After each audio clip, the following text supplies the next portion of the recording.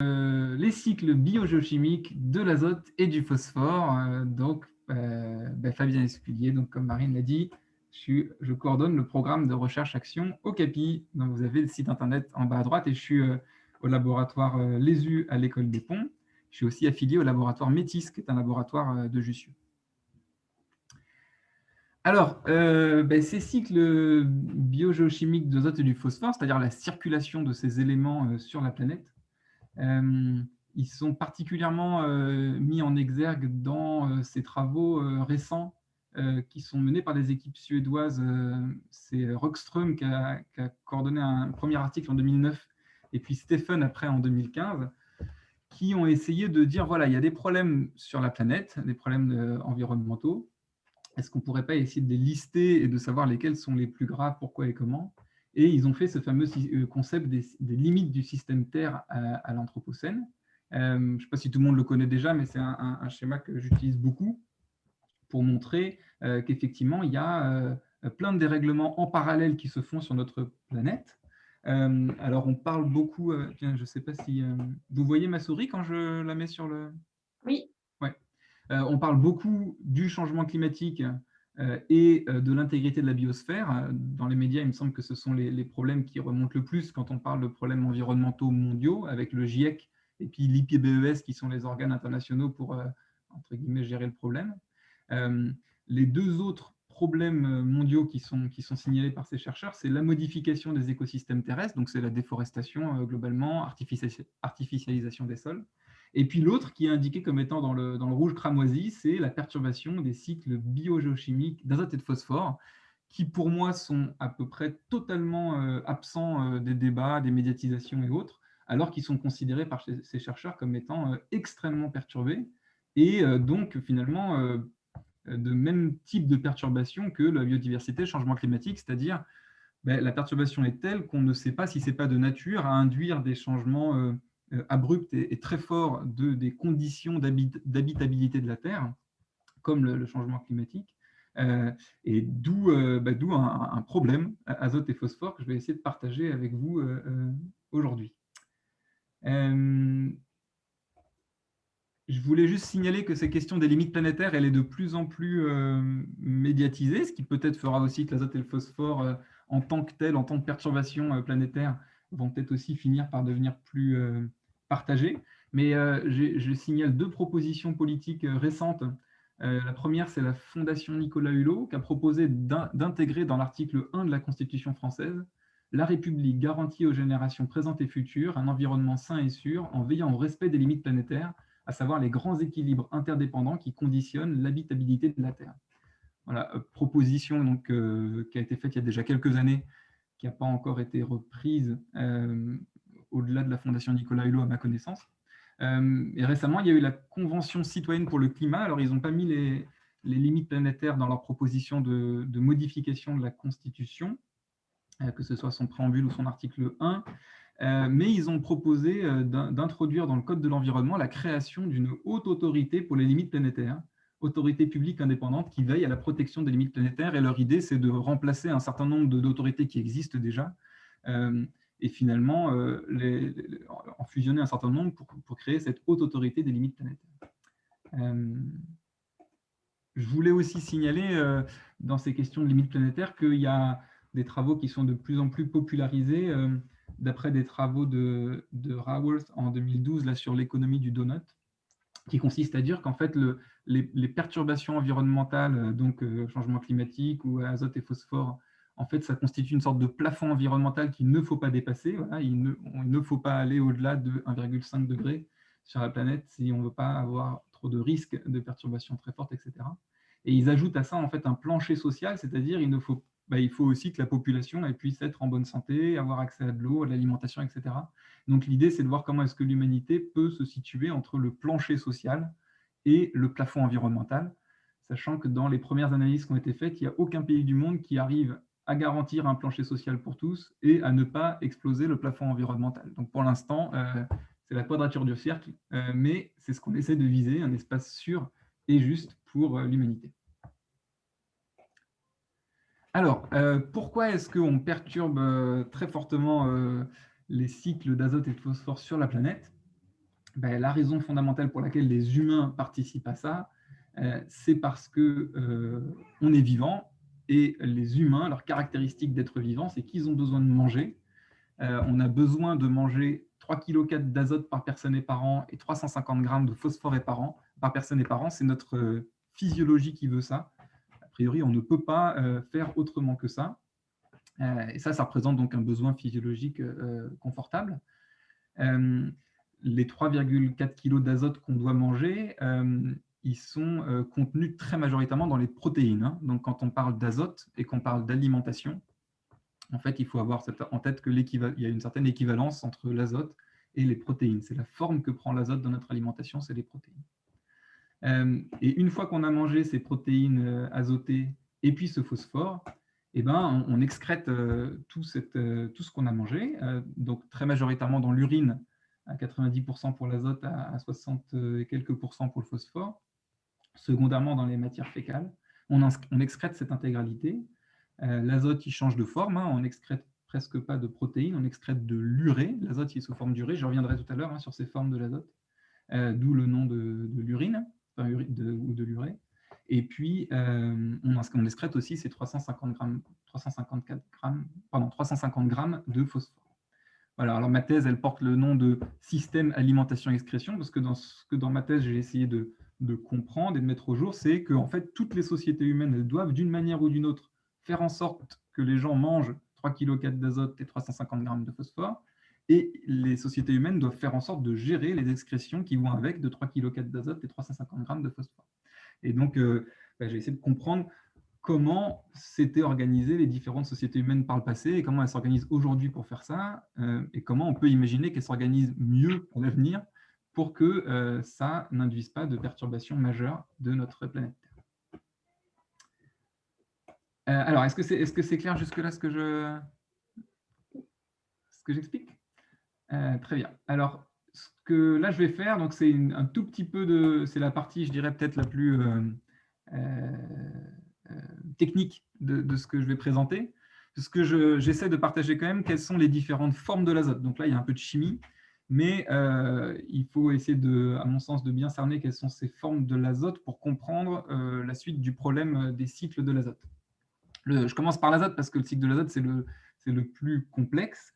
Je pense que comme le changement climatique, si on veut qu'il y ait une appropriation collective des problèmes de l'azote, il va falloir faire une pédagogie très forte parce que le gaz à effet de serre, c'est extrêmement compliqué aussi comme fonctionnement. Et pour l'azote, il y a très peu de vulgarisation que je connaisse sur ces sujets. Alors, il y a deux premières formes de l'azote qu'on peut avoir en tête. La première forme, c'est une forme d'azote qui est dit inerte et qui est le diazote. Alors, l'azote en chimie, il est symbolisé par la lettre N. Hein, en anglais, on dit nitrogen. Ça commence effectivement par la lettre N. En français, azote, c'est moins clair, mais c'est comme ça s'appelait avant. Et donc, la molécule de azote, N2, en fait, c'est deux atomes d'azote qui sont reliés l'un avec l'autre. Et c'est une liaison qui est une liaison triple. Donc, en fait, c'est une liaison qui est extrêmement solide. Et globalement, quand on a du diazote, c'est très, très, très, très difficile de le faire changer d'état. Et donc, il reste très majoritairement dans cet état. Le diazote, il est gazeux. Donc, il est présent dans l'atmosphère en très grande quantité. On a ce gaz diazote qui est donc qu'on peut appeler gaz inerte. Alors, il n'est pas totalement inerte, mais globalement, il est très difficile à mobiliser par le vivant. Et puis, il y a une autre forme de l'azote qui est la forme qu'on peut appeler réactive. Donc, elle, dès qu'elle est présente dans un environnement, elle va être mobilisée par le vivant. Parce que, alors, tous les êtres vivants ne savent pas mobiliser toutes les formes d'azote, mais soit ce sera des bactéries, soit ce sera des plantes, soit ce sera des animaux, des champignons. Ils savent mobiliser, tous ces êtres vivants, très facilement, toutes ces formes d'azote. Et donc, on les appelle formes d'azote réactives et elles peuvent passer d'une forme à l'autre assez facilement. Alors, j'ai listé ici quelques formes de l'azote. Donc, quand on dit nitrate, nitrite, ammoniac, acide aminé, protéines, urée, gaz hilarant, tout ça, ce sont des formes différentes de l'azote que peut prendre et qui sont des formes donc très réactives. Alors, si on veut aller un peu plus loin dans ces formes d'azote réactif, je continue sur une partie chimique. Il y a grosso modo deux formes d'azote réactif différentes. Il y a soit on est dans un milieu où il y a de l'oxygène. Donc, par exemple, dans l'atmosphère, il y a plein d'oxygène. Dans les sols, la plupart du temps, c'est des milieux qui sont riches en oxygène. Dans une rivière, c'est des milieux qui sont riches en oxygène aussi. Assez facilement, l'azote il va se lier à des atomes d'oxygène. Et du coup, il va être sous des formes qu'on appelle oxydées. Et donc, on va trouver l'azote sous la forme donc, des nitrates, NO3, donc c'est un atome d'azote lié à 3 atomes d'oxygène, des nitrites, NO2, et puis les oxydes d'azote, donc eux, ils sont plutôt dans l'atmosphère. Donc, c'est ce qu'on appelle les NOx quand on parle de pollution atmosphérique. Donc, monoxyde d'azote, NO, dioxyde d'azote, NO2, protoxyde d'azote, N2O. Tout ça, ce sont des formes qui sont minérales, c'est-à-dire que les humains ne peuvent pas s'en nourrir, mais par contre, les bactéries ou les plantes peuvent potentiellement s'en nourrir. Et puis, la deuxième forme d'azote réactif qu'on trouve, c'est l'azote réduit. Alors, réduit en chimie, hein, on parle de réaction d'oxydoréduction. Réduit, c'est le contraire d'oxydé. C'est comme basique, c'est le contraire d'acide. Réduit, c'est le contraire d'oxydé. Donc, en fait, quand il n'y a pas d'oxygène dans un milieu, l'azote, il ne va pas pouvoir se lier à de l'oxygène parce qu'il n'y a pas d'oxygène, et il va être lié plutôt à des atomes d'hydrogène. Et donc, les formes d'azote qu'on trouve qui sont liées à des atomes d'hydrogène, c'est l'ammonium, donc ça c'est de l'azote lié à 4 atomes d'hydrogène, NH4+. L'ammoniac, ça c'est de l'azote lié à 3 atomes d'oxygène. L'ammoniac, lui, il est gazeux, alors que l'ammonium, c'est la forme qu'on trouve dans l'eau. Et puis ensuite, il y a des formes qui sont organiques, c'est-à-dire elles sont présentes dans les tissus vivants et elles sont liées à des molécules de carbone également. C'est la définition d'une molécule organique, hein, c'est qu'elle est constituée de chaînes de carbone. Alors la plus simple des molécules organiques qui a de l'azote, c'est l'urée, hein, dans laquelle il y a 2 molécules NH2, donc grosso modo 2 ammoniacs qui sont reliés par un atome de carbone. Et puis ensuite, toutes les molécules qui ont des radicaux qu'on appelle amines. Donc, quand on dit un acide aminé, ça veut dire que c'est un acide qui a de l'amine. Amine, c'est en fait NH2, donc c'est de l'ammoniac qu'on ajoute à une molécule de carbone. Donc, R, ça veut dire un radical. Hein. R, NH2, c'est les acides aminés. Et une protéine, c'est un assemblage d'acides aminés. Donc, si on met plein d'acides aminés ensemble, ça fait une protéine. Il y a aussi de l'azote dans les acides nucléiques, hein, ceux qui sont dans l'ADN et l'ARN. Mais là, j'en parlerai plus, c'est assez secondaire. Voilà, j'ai fini pour la partie la plus technique, je jure, après c'est plus simple, mais il fallait poser un peu ce cadre. Idéalement, je l'aurais écrit sur une petite page qu'on puisse garder les uns les autres pour essayer de se repérer, mais après il y a des schémas où on les a. Est-ce que c'était clair ou pas? Parce que bon, j'essaie d'être au niveau pour tout le monde. Je pense que le but de cette conférence, c'est aussi justement de reposer un peu ces bases, tous ces mots qu'on voit passer, ammonium, ammoniac, nitrate, nitrite, etc. Juste essayer de repositionner à quoi ça correspond. À chaque fois, il y a de l'azote. C'est bon? Super. Ok, merci. Je vois juste 3 vidéos. Je vois Charlie, Nani et Marion. Peut-être qu'il faudrait que je configure différemment. Mais vous m'avez fait OK. Donc, ah oui, ça y est, je peux en voir 6 là. Fabien, juste, si on a des questions là, c'est un peu d'ordre, j'ai envie de dire, hors sujet, mais donc dans le chat, en fait, on a échangé un petit peu sur pourquoi est-ce qu'on absorbe, pourquoi est-ce qu'on ingère tout ce N et ce P pour ensuite excréter exactement le même poids. Ah oui, je vais en parler après. D'accord, super. C'est bon. Là, c'était plus s'il y a des questions de non-compréhension sur qu'est-ce que c'est ammoniac ou l'oxydoréduction ou autre. Sinon, ça, j'ai prévu d'en parler après. Ah oui, je peux éventuellement afficher le chat, mais souvent, ça perturbe plus qu'autre chose. J'ai du mal à faire les deux en même temps. Je ne sais même pas où il est. C'est pas grave. Alors, je continue. Alors, je vais revenir très, très, très loin en arrière sur la planète Terre. Alors, je pourrais revenir carrément aux étoiles, hein, parce que l'azote, il n'existait pas il y a 13 milliards d'années quand on était à la période à peu près du Big Bang. Mais donc, dans des étoiles, il y a eu des atomes d'hydrogène qui se sont fusionnés, ça a fait de l'azote. Cet azote, il est parti quand il y a eu des étoiles qui ont explosé dans l'espace. Et puis, il y a des endroits où ces atomes ils se sont recombinés, ça a fait une planète Terre. Et donc, pouf, la planète Terre, elle est partie avec un stock d'azote qui venait des étoiles. Et donc, elle s'est créée il y a environ 4 milliards d'années, la planète Terre, avec ce stock d'azote. Alors, au début, il n'y a pas de vie sur la planète Terre. Hein. Donc, il y a de l'azote sous plusieurs formes différentes, mais en tout cas sans vie. Et puis, il y a un moment, il se met à y avoir de la vie. Alors ça, on ne sait pas très bien comment elle est apparue. Mais ce qui est sûr, c'est qu'au début, il n'y a pas d'oxygène sur la planète Terre. Donc, on n'est pas dans une planète qui est oxydée, comme aujourd'hui, où il y a plein d'oxygène partout. On est dans une planète qui est donc l'opposé, c'est-à-dire réduite. Donc, toutes les formes de l'azote, enfin les formes majoritaires de l'azote qu'on trouve, pardon, je ne suis plus en plein écran. Ça va là du coup? Oui, j'étais sorti du plein écran, excusez-moi. Toutes les formes de l'azote qu'on trouve, en tout cas, on va dire les deux grandes formes majoritaires de l'azote qu'on trouve sur la planète à l'époque, c'est des formes d'azote qui sont liées à de l'hydrogène, donc typiquement l'ammonium dans l'océan, parce qu'à l'époque, donc il y a beaucoup d'océans, en particulier la vie se développe dans l'océan, on a de l'ammonium qui est présent. Alors, comment s'organisent les premières formes de vie? En fait, bon, on ne sait pas très bien pourquoi et comment, mais il se met à y avoir des molécules organiques, donc des chaînes de carbone. Le R, ça représente des chaînes de carbone reliées à de l'azote, donc un radical amine, de l'azote réduit, qui se forment, et puis à un moment, ben, pouf, ça fait des bactéries, grosso modo, quoi. Et en fait, les premiers échanges sont extrêmement simples pour le vivant, parce qu'en fait, du vivant, c'est quoi? Grosso modo, c'est des protéines. Donc, c'est des molécules de carbone avec de l'azote attaché sous forme réduite. Et puis, dans l'environnement, c'est-à-dire dans l'océan primitif, il y a plein de molécules d'ammonium qui se promènent.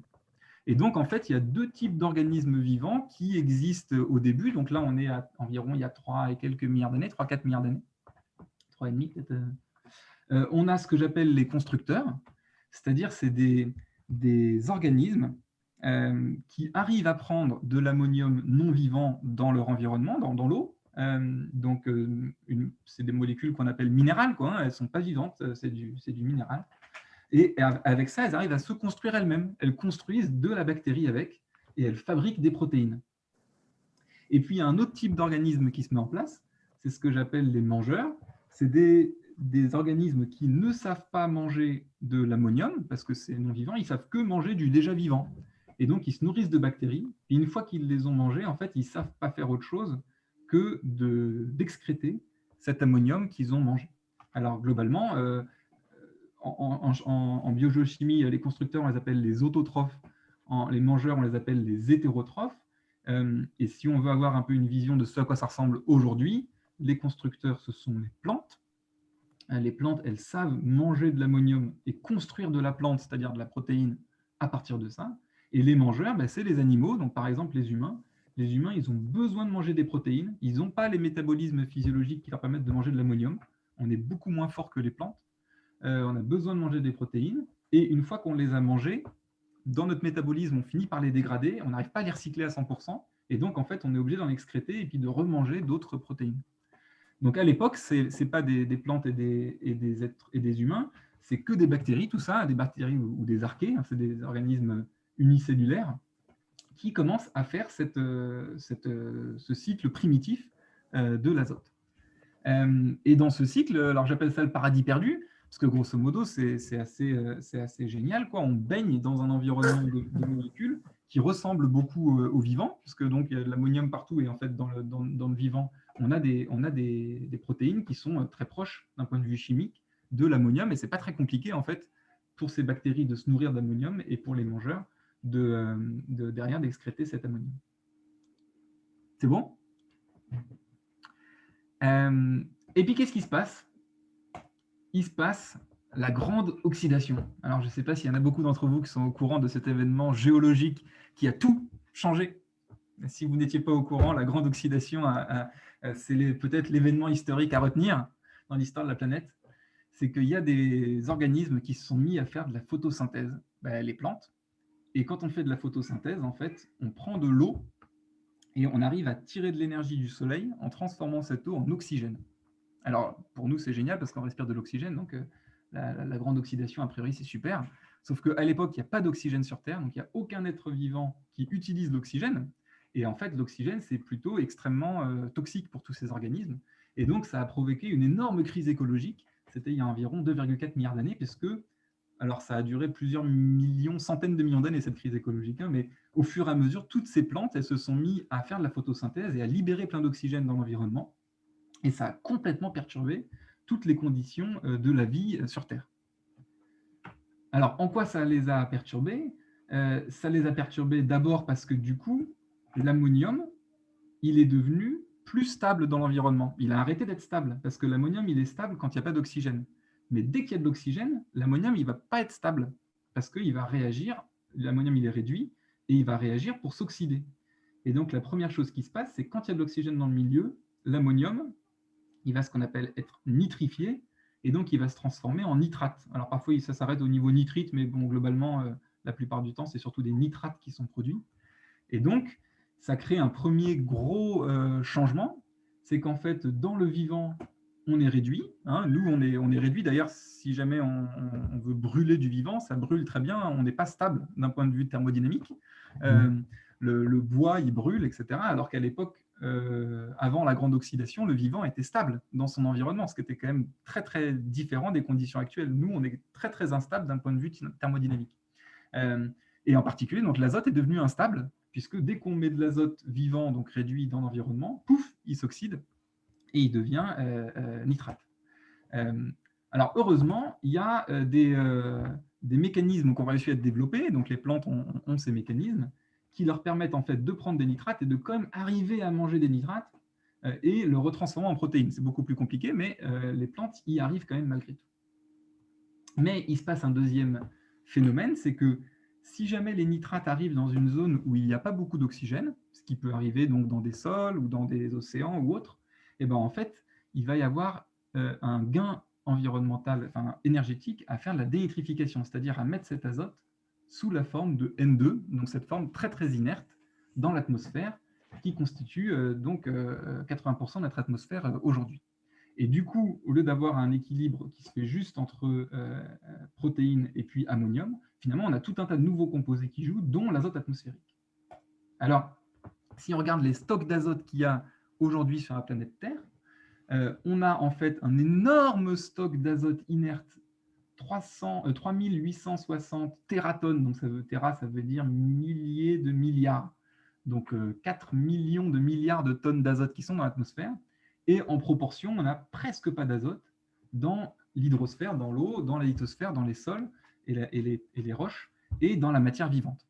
Donc en fait, globalement, on est passé à une époque où on avait une très grande facilité de circulation de l'azote entre êtres vivants, à une époque où finalement l'azote devient un facteur très limitant pour le vivant parce que ses formes disponibles sont très faibles par rapport au gros stock qui est présent dans l'atmosphère.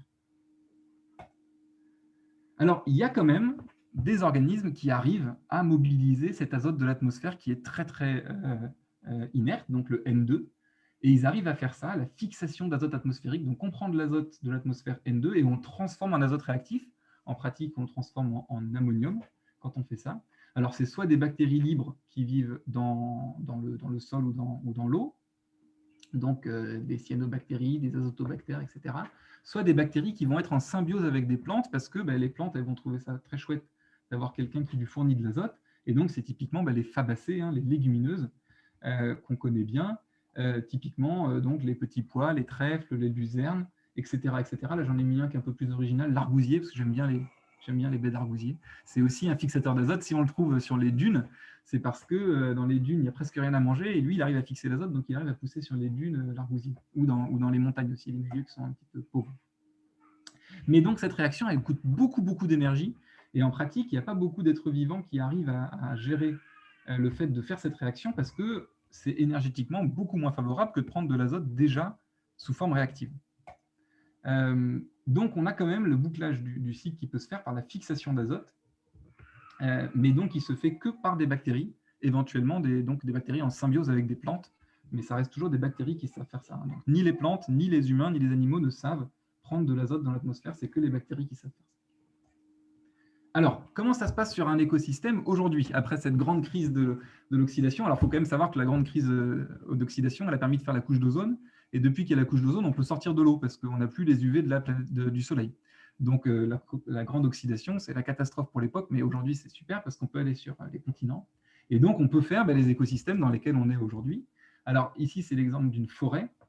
Dans une forêt, qu'est-ce qui se passe? Grosso modo, très majoritairement, ce qui se passe, c'est qu'il y a de l'azote dans le sol qui est sous forme minérale, donc de l'ammonium, mais comme il y a de l'oxygène dans les sols, il va très rapidement se transformer en nitrate. Il est mangé par les plantes, qui vont faire des feuilles, et puis ensuite, les feuilles vont tomber par terre, elles vont être dégradées par des champignons, etc., par des bactéries et autres, et puis ça tourne entre donc, les mangeurs, qui sont les plantes, et puis les constructeurs, qui sont les champignons ou les animaux, qui vont manger ça. Il y a aussi des grands animaux dans la forêt, hein. Si on regarde en termes de flux, ça représente à peu près 0,5% des flux d'azote dans une forêt, qui vont être donc les chevreuils, les sangliers, etc., qui vont manger les feuilles et qui vont derrière uriner l'azote sous forme donc minérale, qui va être remangé ensuite par les forêts. Les flux de fixation d'azote, ils sont assez faibles en proportion, ils ne représentent que 5%, et ils compensent les petites pertes qui peuvent se faire, parce que quand il pleut sur la forêt, on peut avoir un petit peu de perte d'azote qui va quand même dans la nappe par lessivage. Donc voilà, on a ces deux êtres vivants. Les constructeurs, ils fabriquent des protéines à partir d'urée, donc à partir d'azote minéral, grosso modo, à partir d'ammoniac ou d'urée. Et les mangeurs, ils font le contraire, ils dégradent les protéines qu'ils ont mangées dans les plantes et ils le transforment en urée et ils l'excrètent. Alors, si on continue l'histoire de la Terre, à un moment, il y a les humains qui apparaissent dans ce système. Et les humains, au début, ils sont chasseurs-cueilleurs, donc ils sont dans ces systèmes forestiers. Alors, on peut envisager une densité d'habitants, quand on est en chasseur-cueilleur, d'environ 1 habitant par kilomètre carré. C'est ce que peut permettre de soutenir une forêt. Donc, les peuples qui sont aujourd'hui chasseurs-cueilleurs, ils sont à peu près à ces densités-là. La France, pour comparaison, d'ordre de grandeur, c'est 100 habitants au kilomètre carré. Donc, aujourd'hui, on ne peut pas faire un scénario chasseur-cueilleur pour la France, ou alors il faut recaser ailleurs 99% de la population française. C'est ce que si on est plus nombreux, c'est parce qu'on a changé de mode de subsistance. On n'est plus chasseur-cueilleur, on est agriculteur. Et donc ça, ici, c'est tous les foyers d'invention de l'agriculture par l'humanité. Donc il y a plein d'endroits différents où on s'est mis à tirer notre subsistance de l'agriculture. C'est la révolution néolithique. Nous, on est issus du foyer moyen-oriental, où on s'est mis à cultiver le blé, enfin l'engrain, et puis après le blé. Si vous voulez en savoir plus, là, je mets le livre de Mazoé et Roudard que j'aime beaucoup sur l'histoire des agricultures du monde, qui raconte toute cette passionnante histoire de l'agriculture. Alors, en agriculture, tout l'enjeu, c'est que si jamais je cultive un sol, je vais faire pousser des plantes dessus, je vais récupérer l'azote qui est contenu dans les plantes et puis je vais le manger. Si jamais je ne retourne pas l'azote sur le sol, au bout d'un moment, mon sol il va avoir moins d'azote. Il y a un petit peu de bactéries qui fixent de l'azote, mais en fait, il n'y en a pas beaucoup. Et donc, si je ne développe pas des manières de faire en sorte que je retourne de l'azote à mon sol, au fur et à mesure, il va s'appauvrir et je ne pourrai plus manger. Donc, tout le grand enjeu des civilisations agricoles, depuis qu'on est dans des civilisations agricoles, c'est de savoir comment est-ce qu'on réenrichit les sols de manière à ce qu'il y ait de l'azote dedans disponible pour les plantes. Alors, les grandes civilisations de l'humanité qui ont commencé, elles ont presque toutes été fluviales. On a la civilisation de l'Égypte, on a les civilisations en Chine, l'Indus, par exemple, aussi au Pakistan, entre l'Inde et le Pakistan. Alors moi, je me souviens, j'avais appris ça quand j'étais au collège. Là, l'Égypte est un don du Nil. Hérodote, je n'avais jamais très bien compris ça, en fait, avant d'avoir mes cours de biogéochimie. Pourquoi est-ce que l'Égypte est un don du Nil? C'est parce que l'Égypte, elle s'est développée sur la toute petite zone qui est ici, là, la vallée des pharaons, et le bassin versant du Nil, il est gigantesque. Et donc, en fait, dans toutes les forêts qui sont sur toute cette zone-là, il y a un tout petit peu d'azote, une toute petite fraction qui est perdue quand il pleut, sur ces sols, soit parce que ça va dans les nappes, soit directement parce que ça ruisselle, et ça va dans le Nil. Et en fait, quand le Nil il déborde, il apporte sur les sols, les champs qui sont à côté du Nil, l'azote de toute cette zone-là. Et donc, en fait, ça fait des quantités faramineuses d'azote qui se retrouvent concentrées dans les zones où le Nil déborde, quand il y a une crue. Et donc, ça fait qu'en fait, les civilisations, elles ont pu se développer là parce que c'était des civilisations, des zones hyper riches en azote, où en fait, ils n'avaient pas besoin de se poser le problème de savoir comment j'apporte de l'azote à mes sols, parce que c'est le fleuve qui s'en chargeait pour eux. Il fallait juste arriver à gérer techniquement comment est-ce que je fais pour cultiver en zone inondable. Et les Égyptiens, ils ont réussi à gérer ça. Et du coup, ils ont eu des rendements extraordinaires. Et donc, en fait, toutes les civilisations agricoles, elles avaient des toutes petites populations et très peu de spécialisation dans les métiers parce que c'était compliqué de savoir gérer l'azote et se nourrir. Et en Égypte, ils ont réussi à avoir des rendements extrêmement élevés. Et donc, en fait, une seule personne qui était agriculteur, elle jetait un grain de blé un peu en vrac sur les zones inondables du Nil. Ça faisait des rendements colossaux et elle pouvait nourrir 20 personnes. Et donc, Pharaon, il s'est dit, c'est super, comme j'ai une seule personne qui travaille au champ pour nourrir 20 personnes, les 20 personnes, je vais leur faire tirer des cailloux et ils vont me construire une pyramide, ça va être mon super tombeau. Et donc, c'est comme ça qu'on crée des civilisations où il y a 19 personnes qui font autre chose que de l'agriculture et on les utilise à faire de l'armée, des guerres, des pyramides, des constructions, etc., etc. J'ai une question. Oui. On parle, quand on apprend ça à l'école, on parle des limons qui sont Ouais. déposés par les fleuves. Donc, c'est quoi la composition des limons finalement? Un limon, ça désigne, géologiquement, ça désigne une taille de particules. Les limons, c'est des sables très, très, très fins, quoi. C'est entre l'argile et le sable. Donc, c'est des toutes petites particules. Je ne sais plus la taille, hein, grosso modo, c'est inférieur au millimètre, quoi. C'est 100 microns ou 10 microns. Et donc, les limons, c'est des petites particules de terre qui ont été arrachées quelque part sur le bassin versant et qui ont été charriées ensuite par le fleuve et qui se sont redéposées. Dans ces particules, il y a entre autres de l'azote. Ok, merci. Ouais. Et pas que de l'azote, mais entre autres, il y a de l'azote. Donc, effectivement, ouais, c'est les dépôts de limons par le fleuve qui permettent cette fertilisation. Alors, ça, c'est le premier grand système de civilisation humaine. Hein. On maîtrise la captation de limons des fleuves pour fertiliser très fortement des plaines. Et puis ensuite, il y a ceux qui ont réalisé que quand on plantait des trèfles, ça enrichissait les sols en azote. Et donc, en fait, ça, c'est une super solution. Et il y a plein de peuples qui l'ont adopté. La seule chose, c'est qu'on ne mange pas que des légumineuses, on ne mange pas que du trèfle. Et donc, il faut bien gérer le fait que on va planter des fois du trèfle, mais on a aussi besoin de planter des céréales pour équilibrer notre alimentation. Et donc, finalement, on est obligé d'introduire des rotations, ce qui se fait assez difficilement. Au tout début, en Europe en particulier, on fait des jachères. On ne fait pas vraiment des plantations contrôlées de légumineuses au Moyen-Âge. Hein. Donc la jachère, c'est en fait, on laisse pendant quelques temps les bactéries libres venir fixer un petit peu d'azote, mais ce n'est pas très, très efficace comme système. Et puis, au fur et à mesure, on se met à faire des cultures vraiment plus dirigées comme telles. Alors, au 19e siècle, alors je passe très, très vite là, mais au 19e siècle, on arrive à un système extrêmement fin de gestion de l'azote dans les territoires. Vous pourrez lire le fascicule qui s'appelle « La cascade de l'azote dans le bassin de la Seine » de Gilles Billen, qui est en ligne sur le site du Pirensen pour en savoir plus. Mais pour faire très vite, grosso modo, on a des zones de prairies dans lesquelles on va avoir, soit naturellement, soit parce qu'on les a semées, des luzernes, des légumineuses qui vont pousser, donc qui vont enrichir le sol en azote. Nous, on ne mange pas de l'herbe ni de la luzerne, mais on peut les faire manger à des animaux.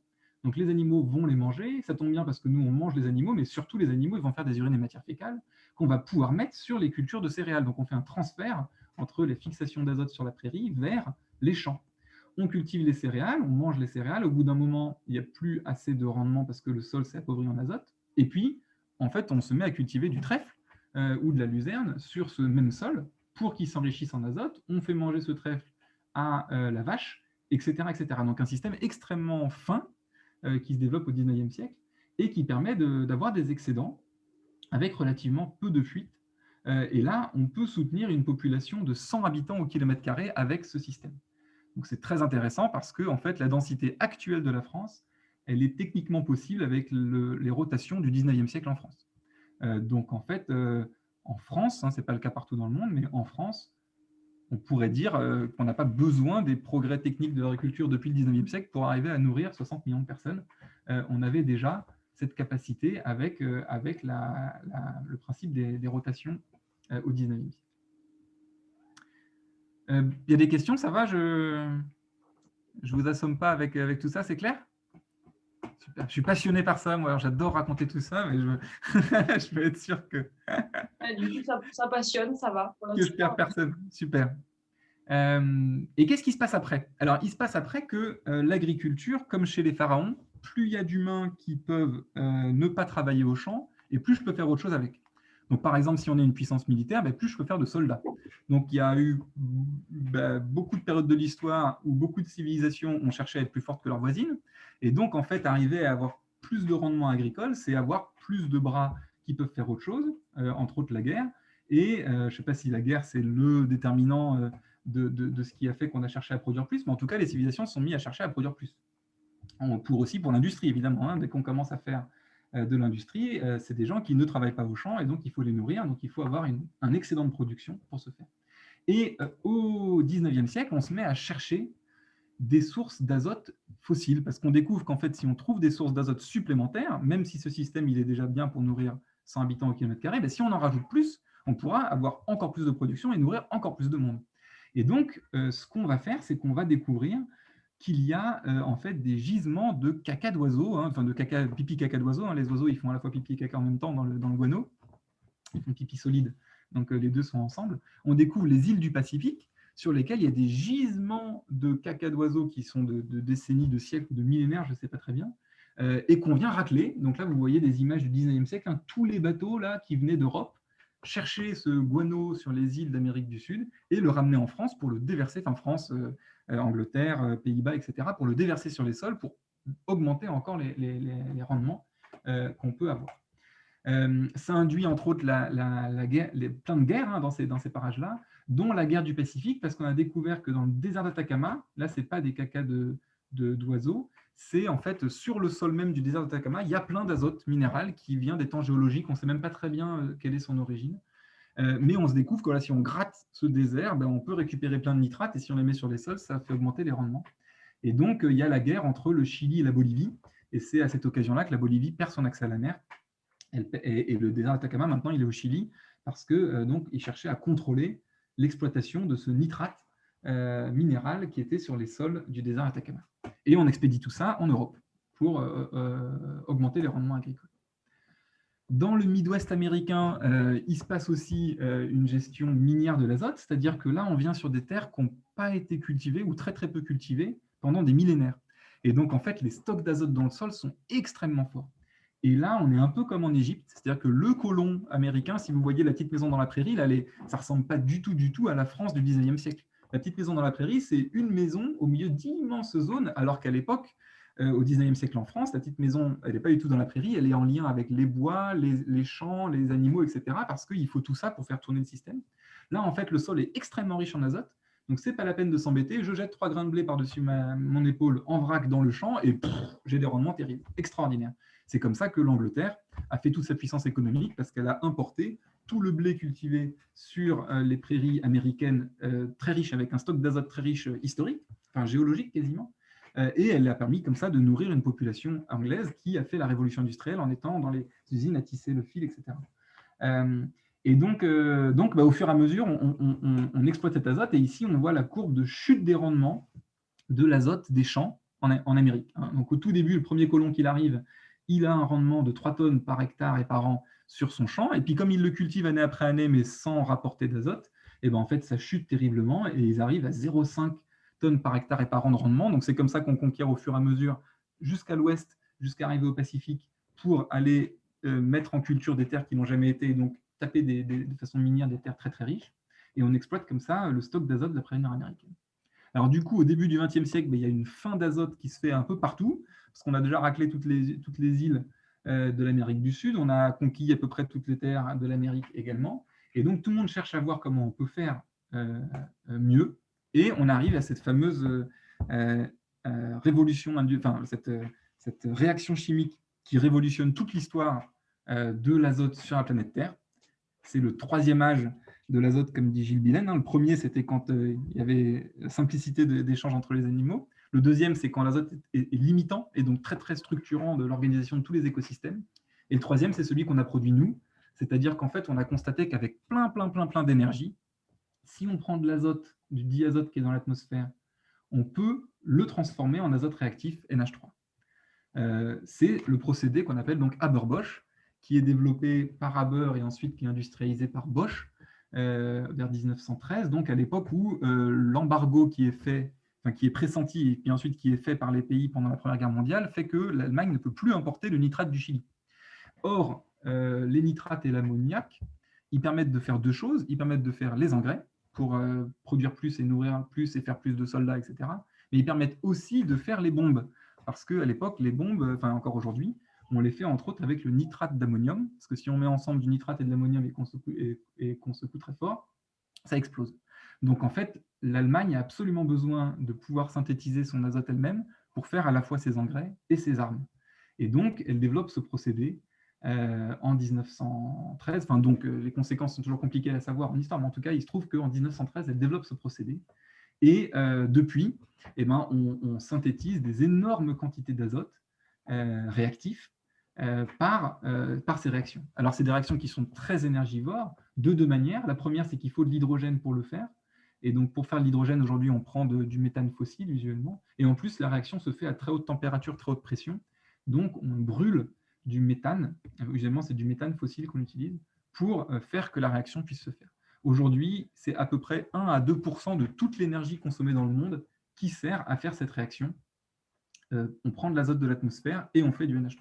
Alors, le stock, comme on l'a vu tout à l'heure, il est énormissime. Il est donc d'un facteur à peu près 5000 fois supérieur à la quantité d'azote qu'il y a dans tous les écosystèmes de la Terre. Donc, il n'y a pas de problème de limitation de l'azote dans l'atmosphère pour faire cette réaction. Par contre, on peut très facilement démultiplier la quantité d'azote qui va circuler sur Terre. Et c'est ça qui s'est passé au fur et à mesure. On avait donc très peu d'azote qui circulait sur Terre, et d'un seul coup, on s'est mis à en rajouter, à en injecter des quantités très très fortes par ce procédé. Alors, le nitrate d'ammonium, ça explose. On l'a vu, ça peut être donc volontairement fait. En 1920, la France, dans le traité de Versailles, demande à l'Allemagne de lui donner en tribut de guerre le procédé Haber-Bosch. Donc la France récupère le procédé Haber-Bosch en 1920 pour pouvoir fabriquer elle-même son azote. Et elle crée l'Office national de l'industrie de l'azote en 1924 de mémoire, qui avait pour vocation de développer la puissance industrielle, agricole et militaire de la France en maîtrisant ce procédé qui peut faire ce facteur limitant de la vie de façon industrielle. Alors, il y a une usine très connue qui a eu une triste histoire, c'est celle de Toulouse AZF. Je ne sais pas si vous savez ce que c'est les initiales AZF. Je ne me rappelle plus. Il n'y a personne, il n'y a pas de Toulousain qui… Moi, j'étais à Toulouse au moment de l'explosion, mais je ne me rappelle plus. Eh bien, ça veut dire azote fertilisant. AZF. Et en fait, c'est le site où on a donc produit presque tous les engrais azotés de la France pendant la seconde moitié du XXe siècle. Ce qui se passe, c'est qu'au sud de Toulouse, il y a le gisement de Lac, qui est un gisement de gaz fossile, donc ce qu'on appelle le gaz naturel, du méthane fossile, l'hydrocarbure gaz naturel. Et en fait, on a utilisé tout ce gisement, maintenant il est vide, on a utilisé tout ce gisement pour produire les engrais azotés chimiques de la France. Et donc, à partir de 2010, il a commencé à être, fin des années 2000, il a commencé à être presque vide. Je ne sais pas si c'est corrélé, le fait que l'usine explose au moment où le gisement commence à être vide. C'est peut-être pas complètement anodin, parce que le modèle de cette industrie qui exploitait un gaz fossile arrivait au terme de son modèle, puisque le gisement était vide. En tout cas, voilà, il y a eu cet accident dramatique où il y a eu une explosion de nitrate d'ammonium qui a fait disparaître cette usine, et donc maintenant on ne produit plus d'azote sur le site d'AZF à Toulouse. Alors l'autre cas, c'est un biologiste et chimiste américain qui écrit en 1924. Alors, j'adore cette citation parce qu'on est en 24, donc on est au tout début du procédé Haber-Bosch, et il écrit: l'extraordinaire développement de l'industrie de l'azote représente rien moins que l'avènement d'une nouvelle ère dans l'histoire de l'humanité, une nouvelle époque planétaire. Dans le court laps de temps d'une douzaine d'années, en un instant géologiquement parlant, l'homme a initié des transformations d'un ordre de grandeur comparable au processus planétaire. Et donc, effectivement, alors l'autre cas a effectivement décrit quelque chose qui s'est passé par la suite. C'est-à-dire que là, vous avez la somme de toutes les réactions de fixation d'azote qui se font sur la planète. Donc, parce qu'il y a quand même un petit peu, j'ai dit, ça c'est très minoritaire par rapport aux échanges d'azote qui sont faits entre êtres vivants, mais il y a quand même un peu de fixation naturelle qui se fait. Si vous prenez toutes les bactéries libres, toutes les bactéries de la planète qui font de la fixation d'azote, ensemble, elles fixent 100 téragrammes d'azote par an sur la Terre, et il y a leur symétrique de dénitrification qui se passe par ailleurs. Et ben, les humains, au début, avec toute leur culture de légumineuses, parce que c'était comme ça qu'ils apportaient de l'azote, je dirais, volontairement, en favorisant des légumineuses plutôt qu'autre chose comme une plante, pour fixer volontairement de l'azote et enrichir en azote les sols. À toutes les terres agricoles de l'humanité, elles faisaient à peu près 10 téragrammes d'azote. Et en fait, depuis le procédé Haber-Bosch, on a complètement dépassé toute la fixation naturelle. Donc ça veut dire qu'on introduit 2 fois plus d'azote en circulation dans notre environnement que ce qui se fait naturellement. D'où une perturbation extrêmement forte de ce cycle qui induit ce que j'ai présenté au tout début, les cycles biogéochimiques de l'azote extrêmement perturbés. Donc si on regarde le cycle terrestre pré-industriel de l'azote… Fabien, ouais. J'ai une question, si tu peux revenir sur la diapo bien d'avant.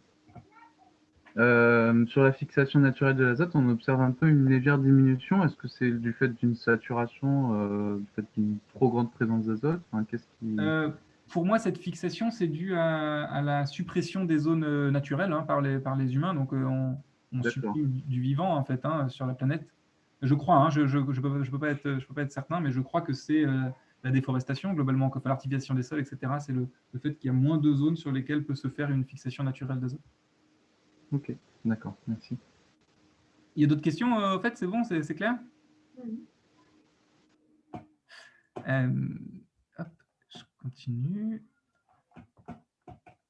Donc, si on regarde le cycle de l'azote donc terrestre, en tout, on a donc de la fixation d'azote et de la dénitrification sur les sols terrestres. Et si on ajoute ce que font les engrais principalement, alors il y a aussi la combustion qui participe un peu, mais je ne vais pas m'étendre dessus. Globalement, on a doublé la quantité d'azote qui tourne dans cette fixation et cette dénitrification sur les sols terrestres de la planète. Ce qui est intéressant à regarder, c'est que quand on regarde le cycle du carbone, donc le changement climatique qui est en cours, ça correspond à une perturbation de 10% par rapport aux flux qui se font naturellement entre l'atmosphère et le sol, enfin, et les autres compartiments. Il y a 10% de plus qui sont rajoutés. Et donc, pour l'azote, on est à 100% de modification du cycle. Alors bon, ça veut pas parce que c'est 100% que ça veut dire que c'est nécessairement beaucoup plus grave, mais en tout cas, c'est intéressant à noter comme ampleur de modification des cycles. Alors, donc Lotka, il disait déjà que c'était une révolution en 1924, et puis Crutzen, il a popularisé le terme anthropocène en 2002 pour dire qu'effectivement, c'est les humains qui sont à l'origine de ces modifications. Alors, on appelle ça aussi capitalocène, poubellocène, plantationocène, stulocène, vous appelez ça comme vous voulez. En tout cas, l'idée, c'est que les humains ont déverrouiller le facteur limitant de la vie qui est l'azote globalement, et ça se traduit entre autres par la population humaine, parce que donc si on prend les atomes d'azote qui sont dans le corps des êtres vivants, des humains sur la planète Terre, il y a à peu près un atome sur deux qui est passé par une usine à Bohr-Bosch. Donc le nombre même de 7 milliards d'individus d'aujourd'hui, il est consubstantiel au fait qu'on utilise des usines à Bohr-Bosch pour rendre de l'azote disponible qu'on met ensuite sur les champs et qui va ensuite finir par être dans les corps humains. Alors, cet azote, une fois qu'il est introduit, ce qui se passe, c'est qu'en fait, il va subir tout un tas de cascades, on appelle ça les cascades de l'azote, parce que dès qu'il est introduit quelque part, en l'occurrence, il est introduit sur un champ, parce qu'une fois qu'il a été fait dans l'usine, on va mettre ces engrais chimiques sur des champs. Il y en a une partie qui va être prise par la plante, donc celui-là, on va le manger, à la fin, ça va finir par faire de l'humain. Mais en fait, il y a une très grande partie de cet azote qui n'est pas captée par les plantes, et qui va aller dans plein d'endroits différents. Alors, il peut aller dans les nappes, il peut aller dans les rivières, il peut aller dans l'atmosphère, et il va causer donc les 9 plaies de l'azote tout un tas de perturbations, parce que comme c'est le facteur limitant de la vie, il va se mettre à modifier très fortement tous les écosystèmes. Alors, ici, on le voit par exemple sur l'eutrophisation des mers en Europe. Toutes les zones qui sont en rouge, c'est des zones dans lesquelles on a une quantité totale d'azote introduite dans la mer qui est très forte, et donc puisque l'azote, c'est le facteur limitant de la vie des plantes, en fait, ça va faire pousser des plantes. Et donc, on met de la nourriture pour plantes en très grande quantité dans l'eau, et donc on fait pousser des algues. Et donc, il y a plein d'algues qui se développent. Ça s'appelle donc l'eutrophisation. Le problème, c'est que ça déséquilibre complètement l'écosystème. Et quand les algues se mettent à mourir, elles sont mangées par des bactéries. Et les bactéries qui les mangent vont consommer de l'oxygène. Et donc, ça va faire disparaître l'oxygène du milieu aquatique. Donc, dans les rivières, ça fait mourir les poissons et les autres formes de vie. Dans les mers, ça peut faire la même chose. Donc, la mer Baltique, là, qui est une mer fermée, comme elle a plein d'azote qui vient de partout, elle est totalement eutrophe. Et donc, on a une perte de biodiversité très forte et plein de zones qui sont donc mortes, comme dans la baie du golfe du Mexique également, etc. Donc là, on voit un peu toutes les zones qui subissent ça. La Manche, elle coule vers le nord-est. Donc, la France, elle envoie depuis toute la façade de la Manche tout un tas d'azote vers les pays voisins. Ici, on a une carte de l'eutrophisation sur la façade atlantique, globalement. Donc, on voit en rouge toutes les rivières qui sont extrêmement eutrophes et les zones marines qui récupèrent cette eutrophisation derrière. Donc là, c'est mesuré soit par l'azote directement, soit par la chlorophylle, donc les algues qui vont pousser en mangeant cet azote. Alors, les manifestations qu'on connaît, c'est Typiquement, les marées vertes, très médiatisées en Bretagne, hein, c'est pas qu'en Bretagne, mais en Bretagne, comme les baies sont assez fermées, mais tout cet azote qui se retrouve, il fait pousser des algues. Là, en l'occurrence, cet azote, il vient d'élevage intensif d'animaux à qui on donne à manger des plantes qui ne viennent pas des sols agricoles voisins. Donc après, les cochons, les vaches, ils font des urines et matières fécales, mais on ne peut pas les mettre sur les sols parce qu'ils n'ont pas été nourris par ces sols. Donc en fait, on les met quand même sur les sols parce qu'on ne sait pas quoi en faire, mais ça fait des excès très forts et ils viennent se retrouver après dans la mer et faire des marées vertes. Ça fait des mortalités de poissons, comme je l'ai dit, puis ça fait aussi pousser des mousses ou encore certaines cyanobactéries qui peuvent produire des toxines et empêcher de manger, par exemple, les coquillages quand on a des efflorescences alganes. Ici, c'est la carte de toutes les zones dans la Terre qui sont hypoxiques ou eutrophes, donc dues à des excès de nutriments, en particulier azotés. Et donc, on voit là, la Chine très soumise également, le golfe du Mexique est une zone morte aussi également, à l'estuaire de la Louisiane et puis toute la façade américaine. Autre manifestation en France, l'azote qui finit dans les nappes. L'azote qu'on a mis pour manger aux plantes, hein, il finit dans les nappes sous la forme de nitrate. Nitrate parce que les milieux sont riches en oxygène, donc ça s'oxyde, ça devient des nitrates. Et en France, on a en moyenne un captage chaque semaine qui est fermé en France parce qu'il est pollué au nitrate. Hein, donc ça veut dire que chaque semaine, en moyenne, il y a un maire qui doit décider de fermer le puits qui permet d'abreuver la population locale parce qu'on a dépassé 50 mg litre d'azote de nitrate, pardon, dans l'eau qui est sous les pieds du village en question. Et ça, a priori, pour quelques décennies, le temps que cet azote se remette à circuler, ça dépend des nappes. Ça peut être parfois très rapide, ça peut être parfois très très long.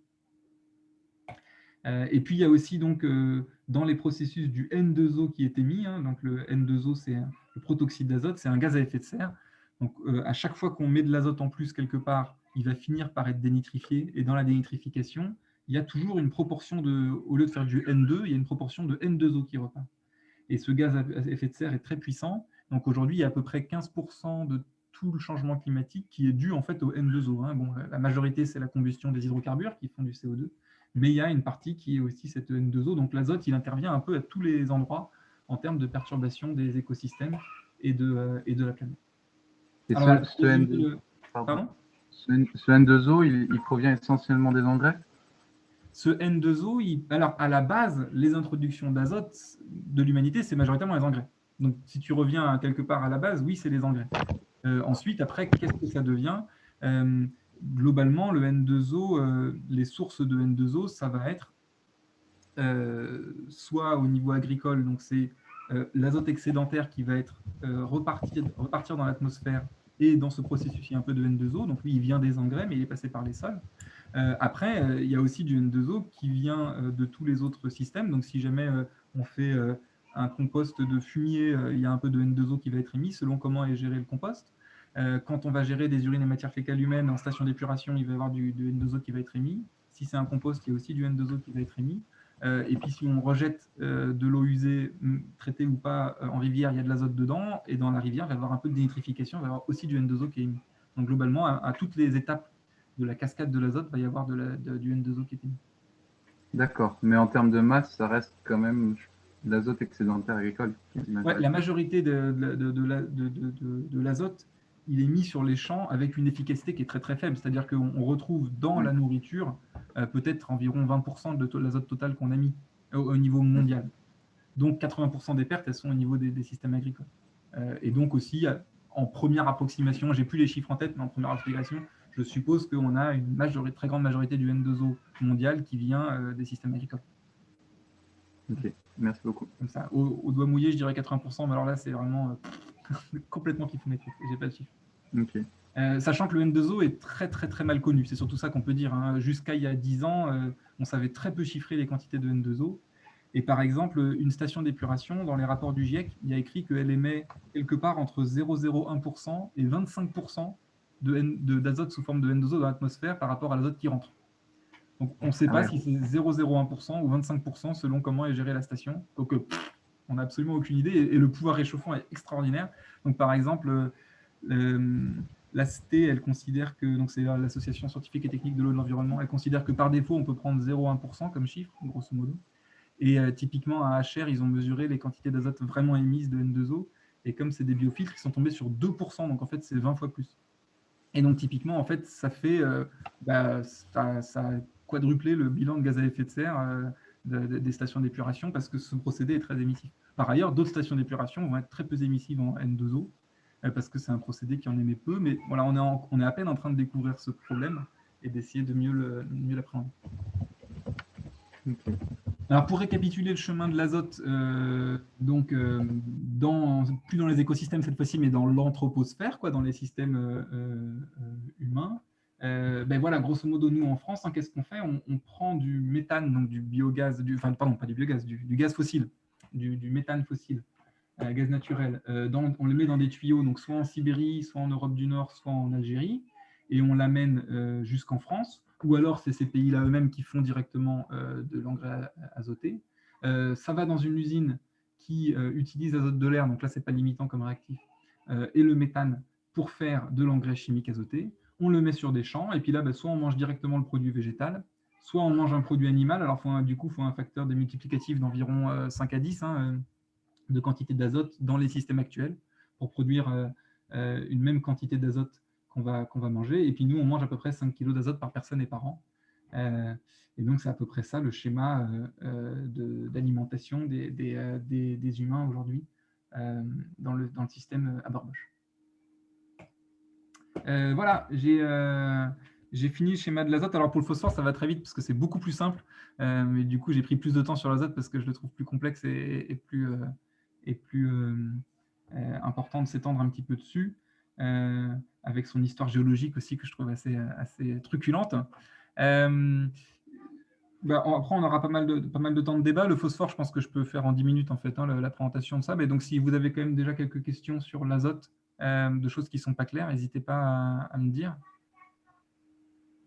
Est-ce que, moi je me demandais s'il y avait justement une cause là, des 9 causes que tu avais, qui étaient résumées par ton schéma, là, si tu avais une seule grosse cause qui serait pour toi la plus critique dans les années à venir, ou vraiment la plus importante à retenir, en tout cas qui te fait le plus te poser des questions sur notre avenir et sur l'habitabilité de notre Terre, ce serait laquelle, si on avait une seule? En fait, j'ai du mal à les distinguer parce que ce qui se passe, c'est qu'une fois que tu introduis une molécule d'azote dans un milieu, il va se passer un ping-pong entre tout ça. Donc, tu ne peux pas aller en considérer un tout seul parce qu'en fait, tous vont se faire les uns après les autres en ping-pong. Donc, c'est très difficile d'en discriminer un seul. Et ils sont en interrelation avec les trois autres problèmes, trois autres limites planétaires critiques, qui sont le changement d'usage des sols, le changement climatique et la perte de biodiversité. Parce que donc, tu as l'eutrophisation qui est une perte de biodiversité, tu as l'émission de N2O qui est un changement de gaz à effet de serre, et puis s'il y a ça, c'est parce qu'il y a artificialisation des sols aussi par mise en agriculture. Donc, et en fait, tout se passe l'un après l'autre. Donc, je trouve ça assez difficile d'en exhiber un, de la même manière que moi, dans les limites planétaires, j'aime pas trop les regarder l'une séparément de l'autre. En fait, pour moi, elles font système, quoi. Et j'aime pas trop dire le changement climatique, c'est plus grave que la perturbation du cycle de l'azote, ou c'est moins grave, etc. En fait, tout ça, c'est un changement systémique qui est en train de se passer et tout est extrêmement cohérent. C'est-à-dire que c'est l'utilisation d'hydrocarbures fossiles qui permet d'avoir une énergie extrêmement abondante, qui permet de faire des engrais azotés, qui permet de défricher des sols, de perdre de la biodiversité pour cultiver ou faire des villes, et derrière, donc, réintroduire par rétroaction négative des boucles en cascade qui vont reperturber les autres milieux naturels et faire le changement climatique, etc. Donc moi, j'ai du mal à en exhiber un. Je trouve que c'est vraiment l'ensemble de toutes ces modifications qui sont en train de se faire en parallèle. Mais sans parler des impacts d'une de ces 9 plaies sur les autres limites planétaires, tu peux quand même séparer, pour la seule limite planétaire liée au cycle biogéochimique de l'azote, l'impact de l'eutrophisation et par exemple des émissions d'oxyde d'azote, de N2O dont vous venez de parler là. Tu peux les séparer. Non, tu ne peux pas les séparer parce que si tu fais de l'eutrophisation, tu vas faire du N2O. Donc les deux vont se passer en même temps. Enfin, vont se passer l'un après l'autre. Enfin, ça dépend comment on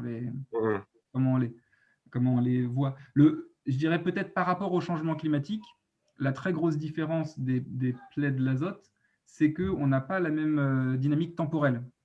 C'est-à-dire que sur le changement climatique, le CO2 qu'on a mis dans l'atmosphère, c'est du stock qu'on a produit pour les générations futures. Et aujourd'hui, dans les modèles, on n'arrive pas à voir comment est-ce qu'on va pouvoir imaginer que ce CO2 il va finir par sortir de l'atmosphère. Donc, on l'a dans l'os, là, on est à plus 1 degré.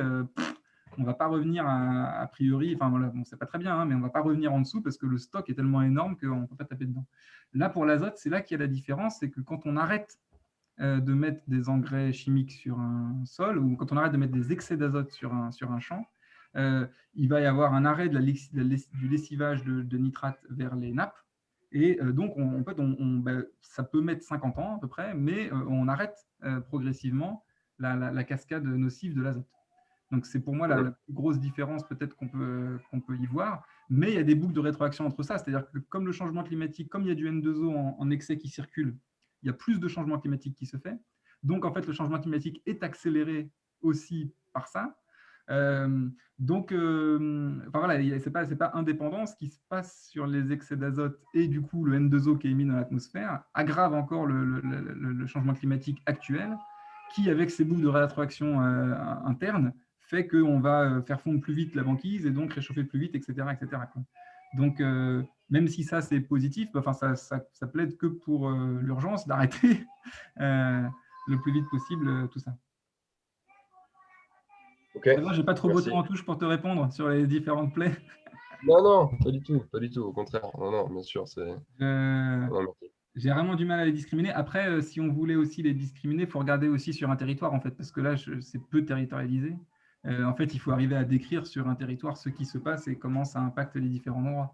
Par exemple, les particules, à Paris, on va avoir des particules parce qu'on met de l'azote sur les champs qui sont à l'ouest de Paris. Le vent va amener ces oxydes d'azote dans l'atmosphère, l'ammoniac dans l'atmosphère parisienne. Dans Paris, il y a des voitures qui circulent et qui émettent des NOx.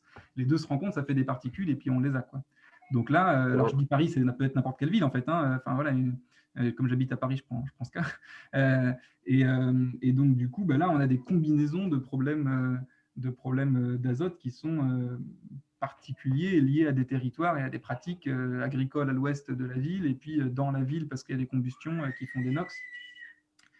Mais donc voilà, s'il n'y a pas de ville, la pollution ammoniacale ne fait pas de particules nocives pour des urbains, mais voilà, elle en fait peut-être par contre pour d'autres personnes ailleurs, etc.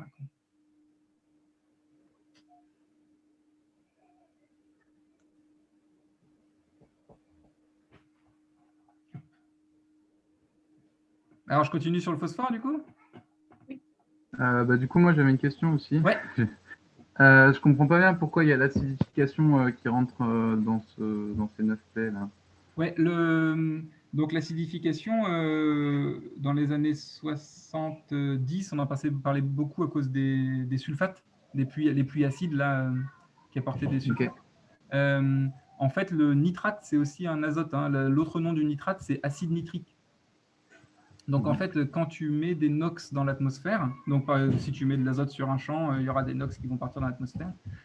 Quand il va pleuvoir, ça va faire tomber ces NOx sous forme d'acide nitrique, et donc ça va acidifier les sols.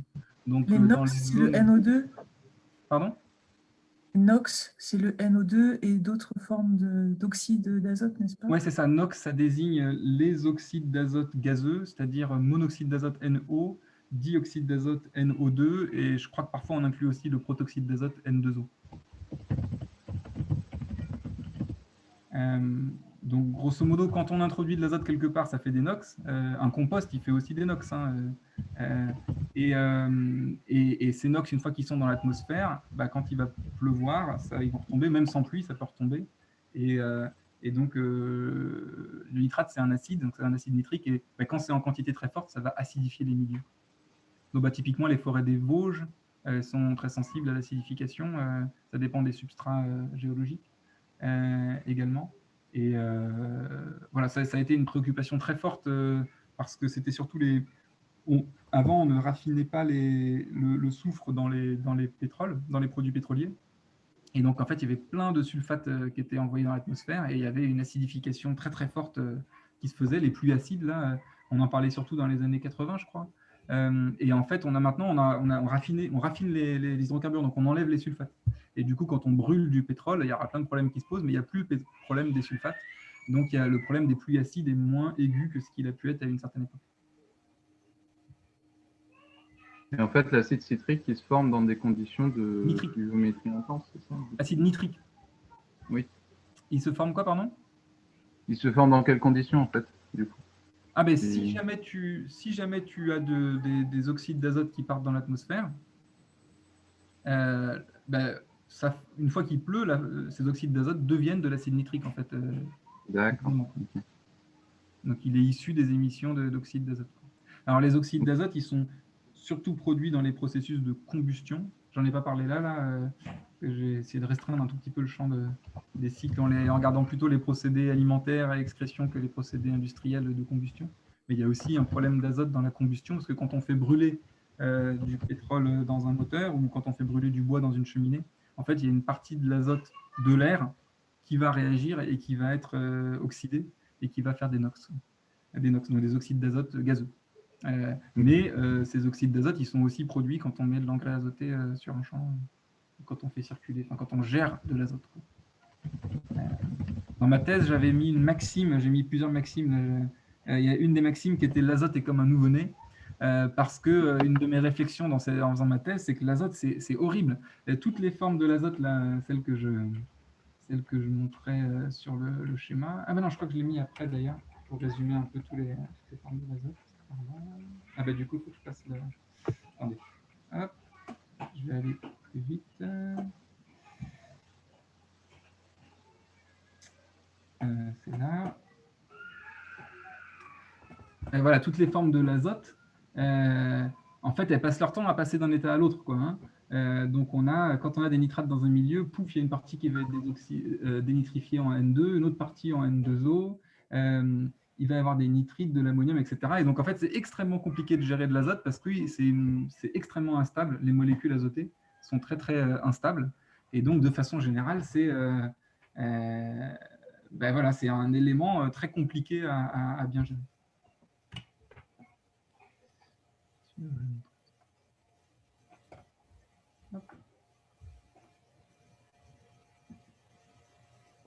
On passe au phosphore?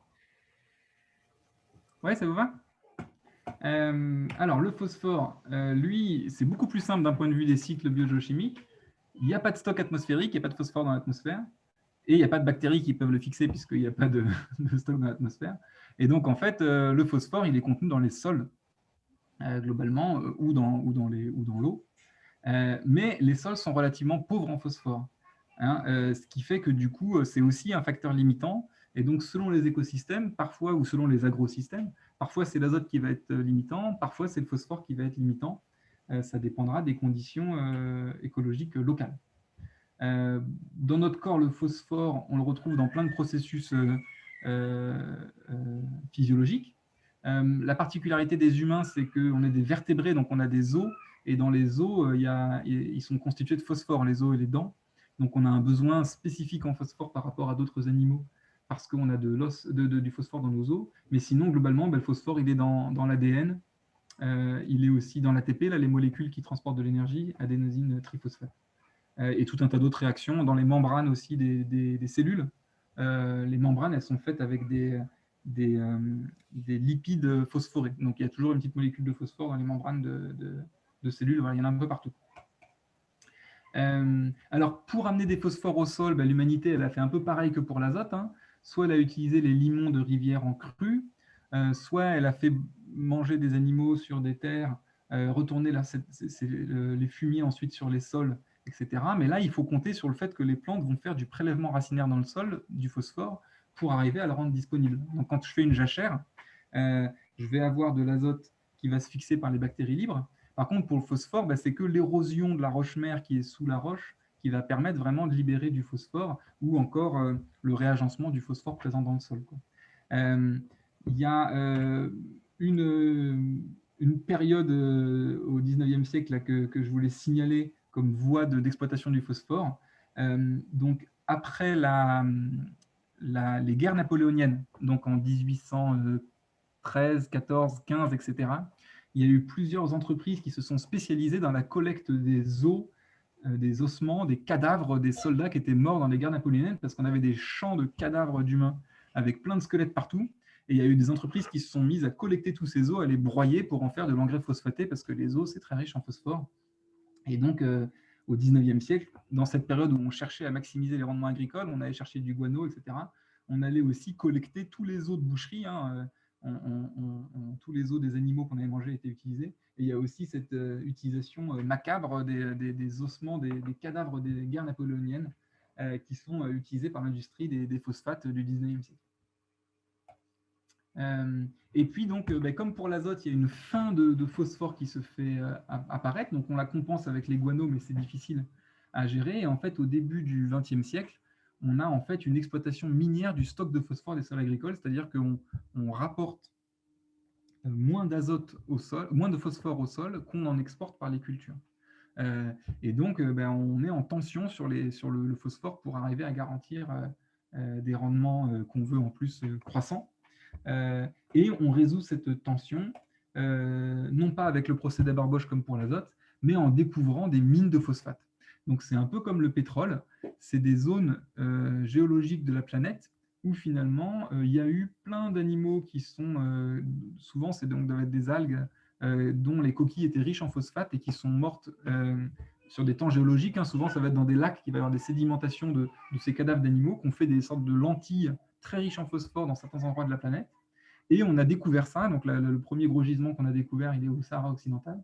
On a découvert ça, on allait exploiter ça, donc on va aller chercher des gisements fossiles de phosphore qui ont été gentiment déposés dans les temps géologiques à des concentrations assez élevées, et on va aller l'extraire dans ces mines. Et donc depuis le début du XXe siècle, la combinaison Haber-Bosch et mine de phosphore permet de doper les sols agricoles en azote et en phosphore pour les productions.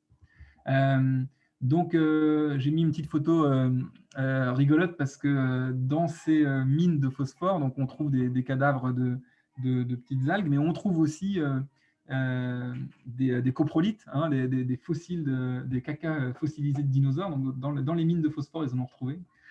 Donc, en fait, aujourd'hui, ce qu'on met sur les champs et ce qui constitue le phosphore qui est dans nos corps, c'est du caca de fossiles qu'on est venu extraire des montagnes, broyer en petits morceaux et mettre sur les champs. Donc, on est tous constitués de caca de dinosaures fossilisés et remis sur les champs. Ça, c'est une dent de requin qu'on a trouvée aussi dans les gisements phosphatés du Sahara occidental. Alors, on ne sait pas très bien parce qu'il y a beaucoup de tensions sur beaucoup d'incertitudes sur les chiffres, mais on pense qu'à peu près 30 à 80% des réserves mondiales, donc c'est quand même gros comme fourchette d'écart, du phosphore minier se trouve dans le territoire qu'on appelle le Sahara occidental. Donc c'est une zone qui est considérée comme à statut non déterminé par l'ONU, parce qu'il est revendiqué à la fois par le Maroc, qui aujourd'hui exploite ces gisements de phosphore, et par la République arabe sahraoui démocratique, dont aujourd'hui les personnes sont situées à l'est de ce mur, et revendiquent l'usage de ce phosphate. Donc voilà, qui représente un enjeu stratégique extrêmement fort pour la zone et puis pour l'humanité en général. Alors, il y a tellement de tensions sur l'exploitation de ces ressources que on est aussi en train d'aller taper dans du phosphore sous-marin. Donc la France participe à cet effort puisque la France a beaucoup de surface maritime. Et il y a eu un plan exploitation des mines sous-marines par la France en 2015. Donc nos impôts subventionnent aujourd'hui une recherche qui vise à déployer des industries capables d'aller chercher des mines à 3000 mètres de profondeur sous les océans, là où il y en a. Et donc, il y a déjà des gisements qui sont exploités, je crois, au large de la Namibie de mémoire. Mais donc, entre autres, la France a l'espoir de pouvoir aller racler le fond des océans, où il y a aussi du phosphore. On ne sait pas très bien les quantités, ni l'exploitabilité, parce que c'est à 3000 mètres sous terre, donc c'est quand même, sous mer, donc c'est quand même très compliqué d'aller chercher. Mais dans la logique actuelle, qui est de toujours aller chercher plus de ressources partout, on est en train d'aller chercher, grappiller ce phosphore sous-marin en plus. Alors, si on regarde ici la courbe en haut à droite qui est extraite de la thèse de Dana Cordell, hein. Dana Cordell, elle a fait une super thèse sur le phosphore en 2009, qui a pas mal mis le phosphore à l'agenda des préoccupations mondiales. Ici, vous avez la quantité totale de phosphore mobilisée par les humains pour se nourrir en millions de tonnes depuis 1800 ici. Et puis là, à partir de l'utilisation des roches phosphatées, 1950, on voit l'explosion de la quantité totale de phosphore qui est mis en circulation, donc comme celle de l'azote. Et donc, le chemin du phosphore vers mon assiette aujourd'hui, globalement, en France en moyenne, hein, c'est des roches phosphatées qu'on vient prendre dans ces mines. On vient triturer ces roches pour récupérer, extraire avec des acides les molécules phosphatées de point de vue concentré. On les met sur les champs et puis de la même manière, on mange soit directement les végétaux, soit on mange un produit animal pour incorporer le phosphore dans notre corps. Voilà, et pour la suite du chemin de l'azote et du phosphore, évidemment, j'avais déjà présenté ma thèse aux intestinales, mais vous avez toute cette question des systèmes alimentation-excrétion que je n'aborderai pas aujourd'hui. J'ai déjà été très bavard. Et je termine juste sur ce petit graphique qui vient de Håkan Jönsson, là, qui est un des grands noms de l'assainissement écologique en Suède. Hein. Ça fait depuis les années 90 qu'il travaille sur l'utilisation des urines et matières fécales comme matière fertilisante. Et il a fait un document, là, Tristan l'a repris dans sa thèse, hein, la thèse de Tristan qu'il a soutenue fin décembre, et dans lequel il montre en fait quelles sont les déclarations qui sont faites de quantité totale de phosphore, de potassium et de gaz naturel sur la planète. Donc aujourd'hui, on déclare qu'il y a à peu près 50 ans de réserve de gaz naturel connu, gaz naturel qui sert à faire tourner un barboche aujourd'hui. Pour le phosphore, le Maroc a multiplié par 10 les quantités de phosphore qu'ils ont dit avoir dans leur mine. On n'a aucune idée de si c'était la valeur d'avant qui était la bonne ou si c'est la valeur d'après ou aucune des deux. Mais donc là, on estime à 260 années à la consommation actuelle la totalité de réserve de phosphore. Et dans ce même document, le potassium, le troisième du trio NPK, il est estimé à 90 années de réserve. Alors voilà, je ne m'étends pas sur ces questions d'années de réserve parce que c'est toujours très difficile de savoir quelles sont les réserves réelles, prouvées, celles qui sont accessibles, etc. Mais c'était pour dire que le potassium est aussi un facteur limitant, très peu étudié, comme il n'est pas polluant des milieux au même titre que l'azote et le phosphore, c'est-à-dire qu'on n'a pas des efflorescences algales, il n'est pas limitant pour la croissance des plantes dans les écosystèmes. Le fait qu'on ait enrichi beaucoup en potassium les sols agricoles et les rivières ne se traduit pas par des problèmes écologiques connus, mais par contre, en termes de capacité à nourrir les humains, il faut garantir qu'on apporte du potassium en quantité suffisante au sol. Et donc, c'est aussi un enjeu, ce cycle, qui est très peu connu. Donc, j'appelle de mes voeux la Dana Cordell du potassium. Donc, voilà, je rêve qu'il y ait quelqu'un qui fasse une thèse sur le potassium pour arriver à nous dire un peu vraiment ce qu'il en est de ce problème-là, parce que c'est très peu étudié. Et puis après, il faudra faire les thèses de tous les autres micronutriments, le soufre, le molybdène, le fer, etc., qui sont tous aussi des éléments qui participent des cycles biochimiques planétaires et qu'on perturbe de façon très forte avec des problèmes de réserve et de disponibilité pour les champs, pour les humains, et puis derrière des enjeux de valorisation dans nos excréments. Voilà.